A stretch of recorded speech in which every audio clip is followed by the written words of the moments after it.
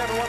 Okay, so obviously here I am in the audience. I want to ask our audience a question. Is there anyone in the audience, raise your hand, anyone who has been affected by emigration, by friends or family, raise your hand. Anyone with a bit of emigration going around the place? We're looking at about 50, maybe 60%, would you say? Alistair, are you sticking your hand up too? You're not quite off this country, but you might as well be at this stage. It's an enormous issue that affects families all over the country, as you know. And for some people, let's face it, this idea of leaving the country is it's about pursuing a dream. It's about the pursuit of happiness somewhere else. And they're delighted to go. But then for others, it's all about sadness. It's devastating. It's tearing a family apart. It's not easy at all.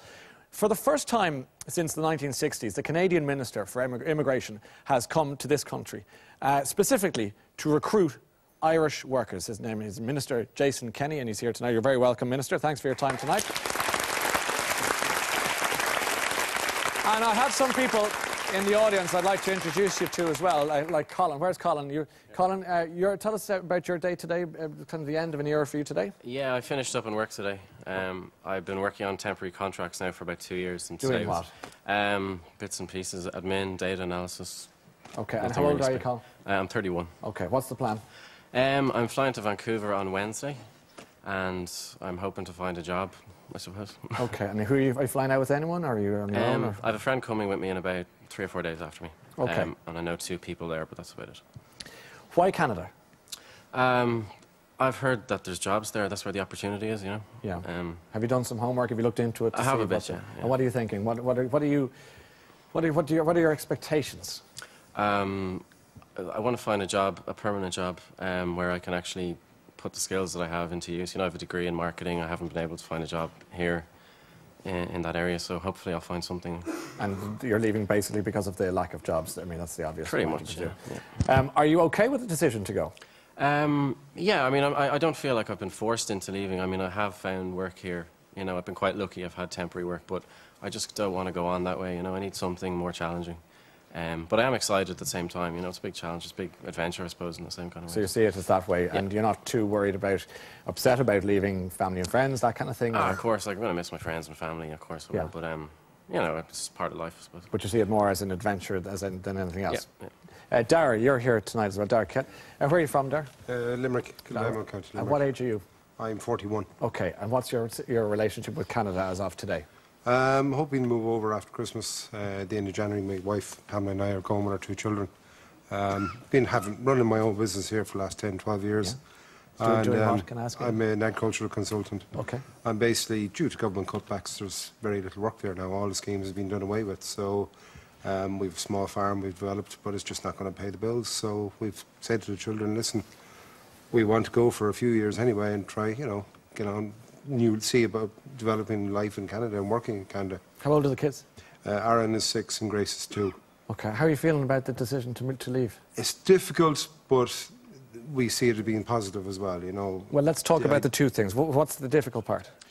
Obviously, leaving home, we're still an awful livestock off the farm. It's a lovely lifestyle we have. I loved working for myself. I loved working with farmers in the community the whole time. And, you know, having a good lifestyle, really. And that's going to totally change. We could be living in the city now and, you know, working 9 to 5, going through all the things I always ran away from, you know. I love the countryside, but just the work isn't there. And why has it come to this, do you think? Not lack of effort on my part, but it's just the economics. The government decided it's time to shut down all these schemes, despite them being 75% funded by the EU. They said, no, we want all these schemes involved in gone, can't afford them anymore. They proved they were making money, but that didn't matter. They all had to be cut. So you're reluctantly leaving the country? Reluctantly. There's no social welfare for me. We're self-employed, you know, so we've got to go. Why Canada? I started researching, looking at Dubai, looking at Australia, New Zealand, and I went to the Expo, Jobs Expo last March. Yeah. And the more I looked at Canada, the more I liked Canada, and Pamela's family in Edmonton. So we said, yeah, why not give it a go? Do you intend to come home then, or do you see that's it now? Are you kind of turning the key and heading away forever? We're selling nothing. We're going to try and rent out the farm, rent out the house. So what's the plan? Do you have a kind of a go for 5 years 5-year plan and see what situation. How are you feeling about it? Sad. You know, we're leaving our family. We're leaving 2 grannies at home. You know, it's hard, but we have to go.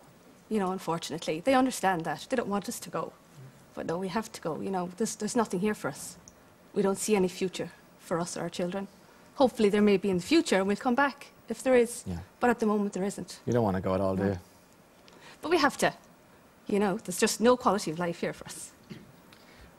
When are you going? Hopefully the new year. That's the plan. Okay. Have you made your peace with this decision? Yeah. You yeah. have? Yes. It was hard to make, I presume. Yeah. But I have, you know, Okay. Dara has. Hey, good luck to you. Thank you. Okay. Let's talk to the Minister. That's desperately sad, I think. But anyway, Minister, this is a taste of what's happening in this country at the moment. And, you know, you've got a tale of two departures there. You've got, on the one hand, a young man on his own heading off to see what the future holds. And then you've got a couple who are being torn from the land that they love. What is Canada offering them? Opportunity, prosperity. This is what we're hearing here, the story of emigration from Ireland to Canada. It's longer than the story of emigration from Ireland to the United States. There's over 4 million Canadians of Irish descent. And you know, the last wave was during the Troubles. The number of immigrants from Ireland has really gone down since then, but it's really picking up because we have the strongest economy in the G8. Last month we created 55,000 jobs out of a country of 30 million people. And there's a lot of opportunity, particularly in certain parts of the country further to the west, for example. And this is what is this why you've come to Ireland? It is. Actually, one of our biggest economic problems in Canada is a labour shortage. It's a skill shortage. There are over 50 Canadian companies here for the Working Abroad Expo that's here in Dublin this weekend.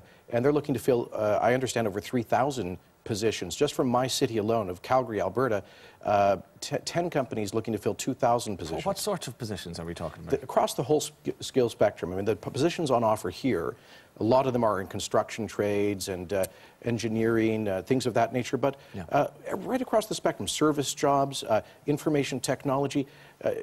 Believe it or not, the video game production industry in Canada has a key shortage of young people. Software developers, just about anything, it's available. Why Ireland? Why Irish people?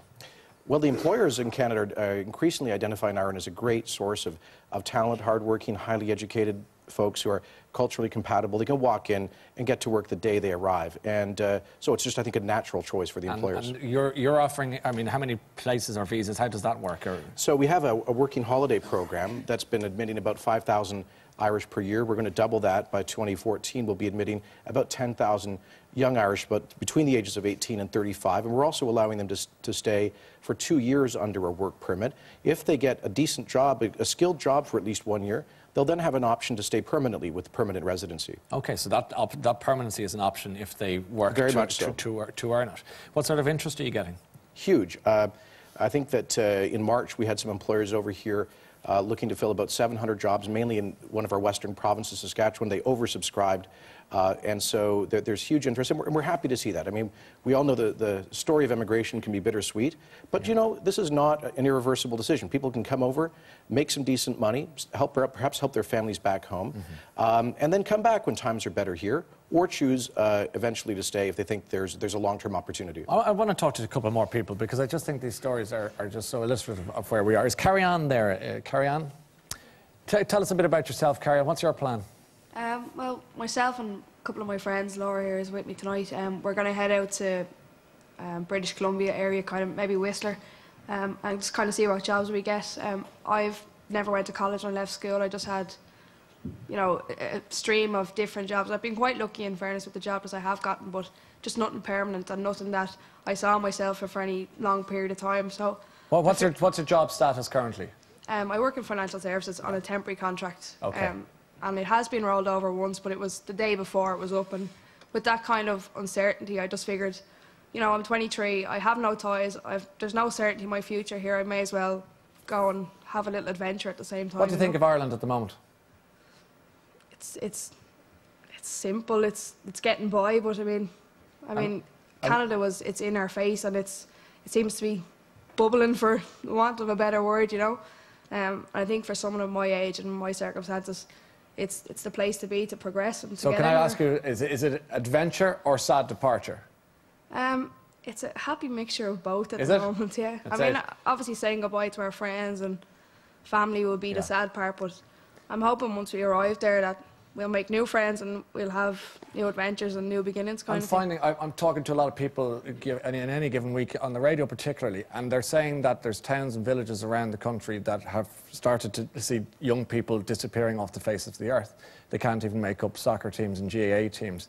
Are many of your friends kind of skedaddling out of the country? Have you noticed there's a drain of people your age in the area? You see your friend beside you nodding. Yeah. Do you want to jump in there? Churchill beside me going. Yeah, like the dog. Go on. Yeah, I mean, more and more of my friends are going away. There's 4 of us going away together. I was travelling 2 years ago, and I met a Canadian girl over there, and she's been begging me to come over ever since. And what's she telling you? What's the line? That, you know, there's loads of opportunities over there. It's like there's a great buzz over there, and you know, why not, kind of thing. That's basically, I've been to and fro on whether I should go or not, and it's just, we just said why not, like just go for it, because everyone else around us is doing it, and it just, for people our age group, that just seems to be what everyone is doing, because there isn't the opportunities here, and it's very depressing for people our age as well, like trying to get further in careers and that. Joseph O'Connor, just to bring you into this, because you know, you remember back in the day that drain in the 80s. If it wasn't a boat, it was a plane. If it wasn't a plane, it was people swam to get the hell out. Well, it's back. You know. Is it back though? I think it is. Yeah. I mean, myself and my family were in the States this summer in a town called Montauk on Long Island. Just hundreds and hundreds of Irish kids there working in the bars and the restaurants and all of that. Irish tricolours flying all over the town. Yeah. It was near the end of the summer. Some of them were there on J1s, you know, just as summer jobs. It's a casual thing. It was, yeah, but they looked very unhappy about having to come back, and I wasn't sure that all of them would. I think it is really difficult for this generation of young Irish people in a way that it wasn't for people of my age. I mean, if you left school or college in the early 1980s in Ireland, you had sort of been brought up to believe that you would emigrate. Anything like the Celtic Tiger or full employment was just never going to happen. But it does kind of suggest a depressing scenario, that is, the Irish default position, some might say, is send them off. That the Celtic Tiger was a blip, an economic, once-off, and that actually, whether it's the 80s or the 50s, in recent times, there's always an excuse, there's always a downturn, there always seems to be this drain. There is. The only, the positive corollary to it, I suppose, is that historically, the part of emigration that has been good for Ireland is when people come back. Because Ireland is a very monocultural place, it is, I think, still quite small, quite insular. As waves of people have come back, including people my age who came back towards the end of the 90s. They brought new ideas with them and new, just having been exposed to other cultures, and all of that has been very good. But you see, it's easy to say that sitting here, but you hear those stories, and I wish, as an Irish person, that those people were staying here. But they don't. But you see, the worry is that we put a grim sheen on what actually could be quite an optimistic story of escape to the sunshine. I mean, obviously, we heard one story that is particularly sad. And emotional from a couple who don't want to leave the land, as in we know our relationship with the land, and then we hear a bunch of other guys who are just going, yeah, it's great, our friends are over there, it's going to be a lot of fun, we're going to go and see another part of the world. Alistair, you've come from a country where a lot of people came to your country, including a lot of Irish people, got a good living and a good home there. I mean, what do you make of this as a tourist, if you will? Well, there's two things. One, I think it's this, what you have just been saying, and what these people are saying about why they want to go to Canada kind of exposes the nonsense that our government in particular is constantly trying to say that this economic crisis is affecting the whole world and there's nothing that we can do. Some governments actually have come out of the crisis pretty well. And the other thing I'd say is that, for Irish people, in Britain, I mean, I know loads and loads and loads of Irish people for whom probably they'd say that the emigration for them has been a good thing. But I mean, I can see the lady there, and you say you've made peace with it, but I can see what you're going through, and I think it must be horrific. I've travelled the world, but I couldn't imagine living anywhere but, where I live. Where you're home. And I think, but I do think it's great that you're here, and you're so kind of positive about going out. And whereas you come to Britain, and everybody's saying, stay away. And actually, I think we should, because part of this is about globalisation. I mean, I think younger people sort of saying, not thinking that much about maybe going and starting a new life in Canada. I think that's because we're part of a much more globalised world now, where it's easier to make those decisions, I think, if you're in your 20s or 30s than maybe if you're but also people have been 40s. talking about the geographical benefits of going to Canada, not Australia, that the fact that you're not dealing with that time zones now, a 24-hour flight versus 7. I mean, that must be a factor. It's a big advantage. People. I think a lot of young Irish have gone to Australia on their working holiday program, and the weather's great, they've got beaches, but if you need to get back, if mum or dad gets sick, it's on the other side of the world. You're 7 hours from Toronto, our biggest city, on a flight. We've got an incredibly vital economy, and it's a fun and amazing country, culturally and geographically so diverse. You could go and spend 6 months on a ski hill, working alongside Aussies and Kiwis, and then go to Montreal and learn French. I'm struck looking at you and listening to you speaking, Minister, and I mean this with great respect, that here you are selling your country to get people to come into your country. And our Taoiseach, our Prime Minister, is running around the world trying his heart out to get people to come to us to spend their money. It's an extraordinary thing. We're exchanging ministers for two utterly different reasons. And I don't know what the results will be, but it's just an observation that strikes me. You know, it's a globalized world, and I don't think we should take a protectionist attitude, any country, towards keeping people as sort of prisoners in a particular country. Yeah. People can move around and enrich themselves in terms of experiences and opportunity and come back home. I mean, I'm an Irish descendant. My brother came back to start a company in Ireland during the Celtic Tiger period, and I do hope many of these still folks... here? He left, actually. He left, okay. Well, that tells its own tale. So you literally have first-hand experience of the good, the bad and the ugly. Alistair. The Taoiseach is on the front cover of Time magazine. Time Europe, as the Celtic comeback. What's that about? Well, it's the European edition of Time magazine are suggesting that the Taoiseach's, whatever he's doing for the economy is something of great... Note. Thank you, Mr. Campbell. Is Gary Cunningham in the audience? Gary, let's have a chat with you. How are you getting on, Gary? I'll go, Jay. What do you think of the Taoiseach being on the cover of Time magazine?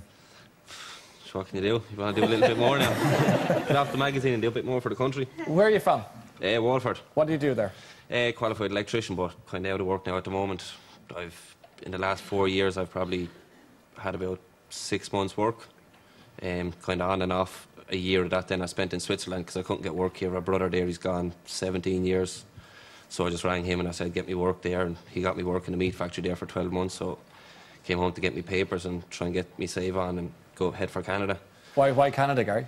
Just a much better lifestyle there. The standard of living is supposedly very good there. Job opportunity there. Outdoor lifestyle, I'd love that, like mountain biking, snowboarding, just camping. You have your 4 proper seasons, weather. You proper seasons. Yeah, I think you should come up here and sit beside the minister because you're selling Canada very well. I think he should get all 4 of the job. Come on, make us try it. He should be a junior minister at least. What's the plan then? Who are you going with? Going with the girlfriend here. Okay. Fiona. And was that a decision that you made together, or did one of you say, was one of you pushing? More or less, kind of. When the two of us had the idea of Canada before we'd met, and then we got together and we're talking, saying that Canada was somewhere that we'd like to go, and we're like, if things are good, then we'll go together. Well, and Fiona, do you have a job, or what's your... I've just finished up my job. Like, the plan is to actually go to Canada sooner rather than later. So I finished up in the job now with the intention of going like the end of the month, actually. So the end of the month. What job were you doing there? I was working in accounts. Accounts, okay. And when do you expect to come back, or is that an issue you're thinking of at the moment? There's no opportunities, really. And you say that smiling. Are you happy? Well, like, if I had the opportunity, if the lifestyle and the work was here, like, you know, you would want to come home. Your family and your friends and everything that you know is here, like, but there's nothing to come home to, really, like, you know, so you're kind of stuck in a situation where do you love your country? I love my family. That's not what I asked you. But, I don't know. I can take it or leave it, really. Well, I think leaving it is the answer It's to the what. answer. Can't wish you enough happiness in your travels, and good luck with it. Thanks. Joe, what do you think? I think you should give a plane ticket to Canada to everyone in the audience.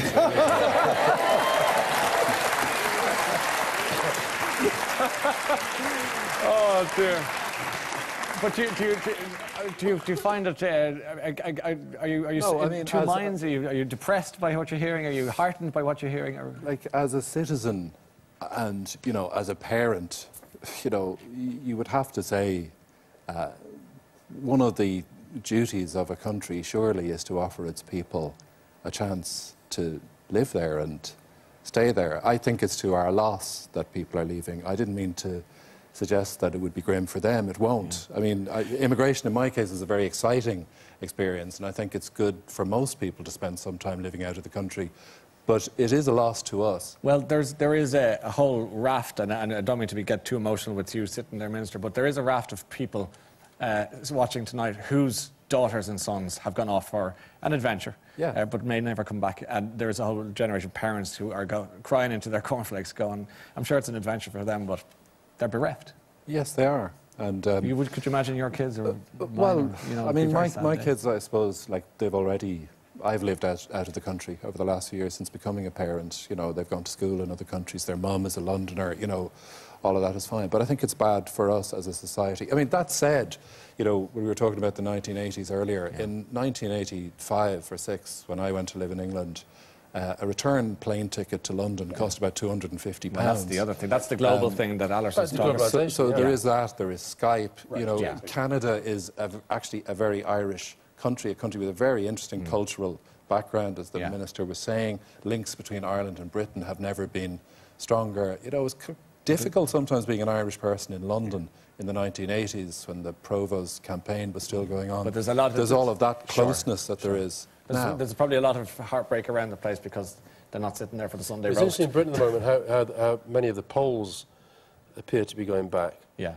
Because they're now feeling that they're being pushed out by, you know, the job situation in Britain. So, you know, I'm actually meeting with the Polish community here and in Britain. We're going to take them as well. Come west as well, yes. I'll tell you, that's a big plane you're going home on, I can tell you. Listen, we have to leave it there, but thanks for your contributions tonight. Good luck. You're in the RDS, obviously, with the rest of the Expo Canadian employers in the Expo this weekend, yes. OK, good luck with that. Alison Campbell, great to see you again, and Joseph Connor, always a pleasure. Minister, thank you so much. And to our friends in the audience, thank you very much indeed. OK, thanks.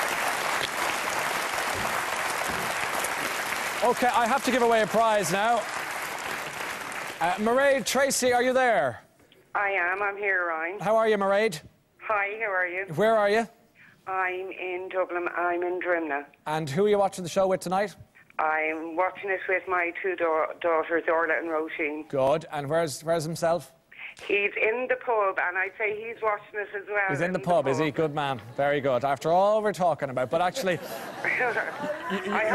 you answered the question correctly. The answer was indeed Mitt Romney. The irony isn't lost to me whatsoever that you've won a prize of a trip to New York and Las Vegas on an airplane with $10,000 in your pocket. But the good news is, Mairead, it's all yours. Well done. Oh, thank you. All right, then. That's it for tonight's show. I will talk to you during the week on 2FM, Monday to Friday. Until then, enjoy the weekend. Look after yourselves. Good night. Good luck.